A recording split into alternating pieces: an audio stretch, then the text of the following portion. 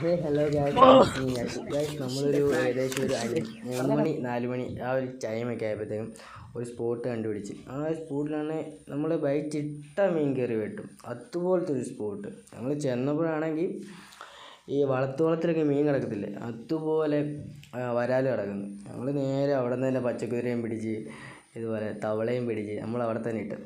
തവളത്തിട്ട് ഇഷ്ടം പോലെ മീൻ എന്ന് പറഞ്ഞാൽ നമ്മൾ കയ്യിൽ എണ്ണാൻ പറ്റാത്ത അത്രയും മീൻ കുറേയൊക്കെ നമ്മൾ പിടിച്ച്. നമ്മൾ തീറ്റ കിട്ടുക അപ്പം തന്നെ കയറി കുത്തുക, ഇതായിരുന്നു പരിപാടി.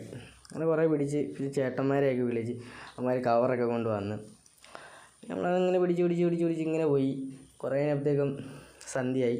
നമ്മൾ നേരെ വീട്ടിലോട്ടേക്ക് പോന്നു. ഇതുപോലുള്ള ഫിഷിംഗ് കണ്ടൻസിനായി നമ്മുടെ ചാനൽ ഫോളോ ചെയ്തേക്കും ഗൈസ്.